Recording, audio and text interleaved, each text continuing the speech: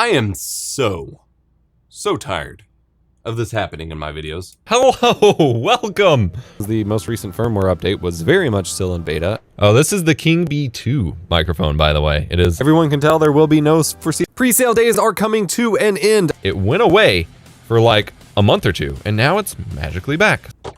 And I know you all are too. This is caused by a couple things. The first is DPC latency issues. This is audio driver latency. There's a lot of complex stuff with drivers and background processes and Windows audio processing. And DPC latency spikes mean that your system, regardless of the speed of your system, the power of your computer, it's unable to keep up with the audio processing for real-time playback of your audio. And there's a bunch of different optimizations you can try to do for this. I have done them all. They have either made it worse or just not helped. And it just means you get the crackles, the static, the pops, or the skips or whatever, or complete dropouts to the extent that it got so bad that I was constantly unplugging and replugging my audio interfaces to even get audio at all after a certain point when it got at its worst. The second is an issue I'm having with DaVinci Resolve on Windows that I've had for a couple years now across all machines, where even if there aren't the DPC latency spikes in the source audio that I recorded, it's present in the final export, which I can't do anything about. And if you think it's annoying to hear every once in a while in a video, keep in mind, everything I watch and listen to is constantly doing that. Nightmare material. Hardware is mostly to blame here. The Resolve issue I've had across a multitude of systems. Everyone has it when they push things to their limits. But even when I don't do that, I still have the issue. It started with upgrading to Threadripper 3000. Just normal Threadripper. Happened from time to time, a lot more than my previous systems, which was Intel X299. Intel generally seems to not have this issue anywhere near as bad as AMD does. From going back to my AM3 Plus days, Intel seems to do it better, which is really annoying.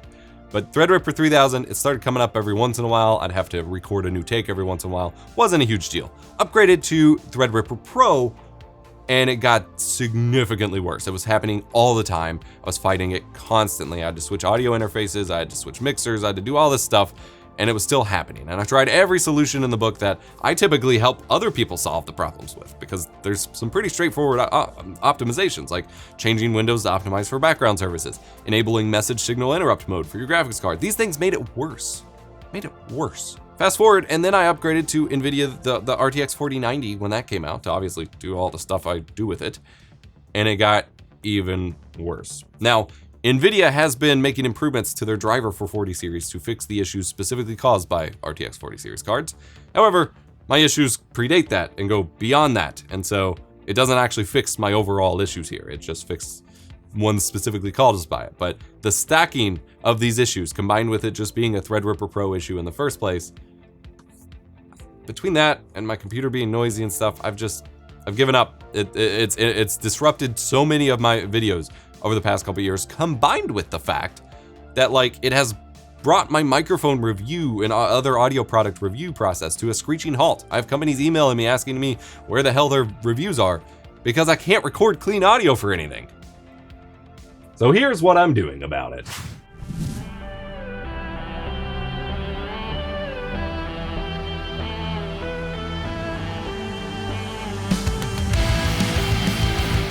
It's hard to believe a whole ass computer is in here.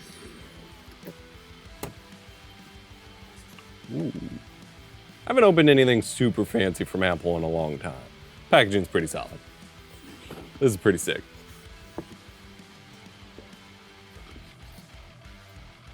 Oh my. Oh, it's significantly heavier than I imagined. You get the computer and a cord. Power cord. I genuinely don't think they give you anything else.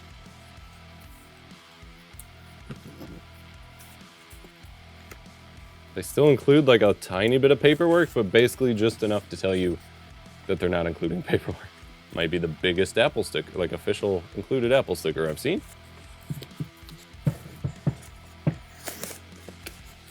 Oh, this thing is so chunky. This weighs significantly more than a big heavy gaming laptop, which is expected. It's just for its size, it weighs as much as some full-size desktops. All right, this is a pretty slick little machine. There's not really much to say about it. You got a big block of aluminum. You've got 4 Thunderbolt 4 ports on the back, 10 gig Ethernet, which is nice.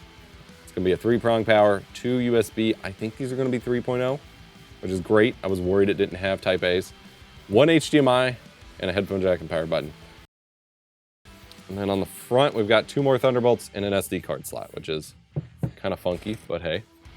Yeah, you really get nothing with it. Like in some regards, this is very much like buying a cinema camera in that to really get use out of it, the computer itself, just buying it isn't enough. Like you have to get accessories to go with it to use it with basically anything else. I will say, as dumb of a thing as it is to focus on,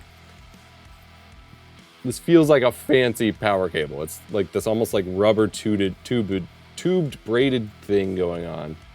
I've not seen something quite like it before.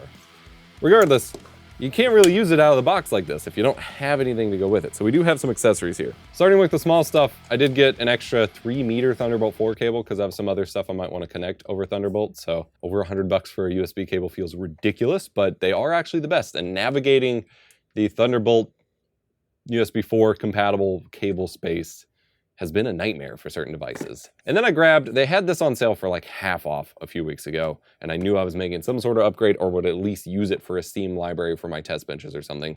The Crucial X8, they have a 4 terabyte little USB NVMe SSD, and given the 2 terabytes in this thing. So we haven't really talked specs yet. I went mostly maxed out, which is not the max chip. It's the M2 Ultra with the highest core count for the graphics card, neural engine, and CPU, which means it will have all the cores it needs to process my videos, my 3D rendering, my Photoshop stuff, like all at the same time. I went with 128 gigs of RAM because the jump to 192 was just too pricey for me. I really wanted the max, especially because I use 256 on my main machine, but that's fine. And then I dropped down. I was originally going to get a 4 terabyte boot SSD because I use 4 terabyte boots on my main rigs. Just because I install a lot of programs. You can't really move around your cache or scratch drive locations on Mac in the same way you can on Windows, or your temporary locations. I've tried before, and some programs don't even let you install the external drives, and since there are no additional internal drives, that becomes a problem pretty quickly. Very short-sighted of Apple, in my opinion. Ran into tons of issues with that on the M1 Mac Mini, as I talked about. But it was going to be another $600 to $1,800 to get a 4 terabyte, upgrade, which is insane, especially given how cheap this was. So figured super fast 4 terabyte external drive, especially given the issues I've had with network first storage on Mac being kind of an issue. Give me a little bit extra storage in here. And then going with the whole cinema camera analogy, I can't actually connect all of my displays to this machine because it only has 1 HDMI output. And I've got at least three, I might want 4 monitors connected over here. I don't know if I'll actually be able to do it here. But I got a pluggable dock. This is for the new Thunderbolt 4/USB 4 standard. I've had a couple other docks from CalDigit and Elgato, interestingly enough, that I used on the Mac Mini before, but they were super limited in what you could do. Like my biggest issue with the docks is they're designed to just give you the missing ports on a laptop, and they're not designed to give you more. And given that Thunderbolt supports so much, I've been very frustrated with that whole scene. Well, this pluggable dock gives you everything. And so this will be pretty crucial to me connecting everything I want, because 8 USB ports is not enough, and I need more video outs and things like that. I don't need the networking and stuff that this offers, but again, they gotta be flexible for the laptops. And this one does come with its own Thunderbolt cable, which is nice. I will probably have both the dock and the Mac Studio on my desk at this point. And here's the dock itself. Completely different metal shade from the probably protected Mac space gray look. But you've got SD and micro SD slots on board, which is pretty cool. 10 gig USB, a USB 2.0 that's for quick charging. You've got a 98 watt USB PD port if you want it, headset jack, combo jack, power button on the front. And then on the back, you've got quad display outputs. I don't know if, I think you only get 2 of these to actually work because they're in 2 different groups. So I think these are just mirrored. So DisplayPort and HDMI. And I'm gonna run HDMI to my main display over there, which is an LG CX, and then DisplayPort to my second and third display. And then I'm just not gonna worry about the 4th, the HDR output, because I don't need it on Mac. And then you do have Ethernet if you want it, another USB 10 gig power delivery port. I think that's the uplink to the computer itself. And then 2 more 10 gig USB Type A ports and 2 5 gig Type A ports.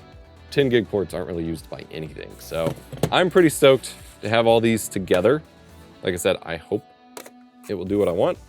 Comes on a nice little stand if you want to stand it up. I don't think I will because I'll have this under my TV, so they'll just kind of sit together. Pretty little setup. Super expensive. Should be super powerful. Now, I'm nervous. I've run into limitations before when I tried out the Mac Mini, made a video on that. A lot of this was due to the lower specs, the lower storage, RAM, whatever, that I hopefully avoided here on the Mac Studio. I had to get the SSD because networking first storage on Mac is a little funky. There's a lot of Mac OS quirks I gotta get used to. I needed something that just works. I'm hoping that's what this is. This won't be the last you'll see of it. We'll have lots of actual like side-by-side comparison benchmarks and things like that. It also isn't the last I'll see of Windows. I have a whole video that I shot and just haven't finished because I can't record the voiceover with clean audio yet, on upgrading my glitch art and AI art and stuff side of the desk to a new Threadripper rig with all the expansion cards I need and things like that. And that's running Windows. And I'll still have my Windows rig probably moved away so it can be quieter that I'll remote into for my video quality analysis testing, for recording AV1 at all, because despite Apple being a founding member of the Alliance for Open Media, they don't support AV1 encoding on the Mac at the moment, or at least if they've developed it, they haven't enabled it publicly. Windows is still a part of my life. I'll still have Linux on my laptops and my CyberDecks, but I'm very nervous, but I'm hoping this is a good change. All of this is not me just swinging money around because I can. I can't. This was super expensive. eposvox.gg/course. Pick up my OBS course if you want to help out.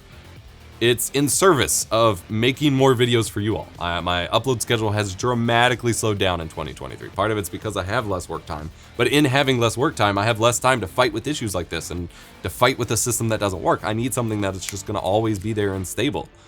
And so that's what this is in service of, is making more content for you all. I need to get more videos to you all. I wanna provide that value. So this will also let me hopefully do a Mac-focused OBS little mini course spinoff for my definitive guide. I had some requests for that, and I wasn't really able to. I was gonna try to do it with the Mac Mini and just wasn't able to fit it in within the scope of the course. So I'm gonna have it as a little spinoff as I get more time with the Mac Studio here. But like I said, cautiously optimistic, super nervous, but I'm hoping it's the right choice. It definitely clashes. Like I'd always said, I would never do this.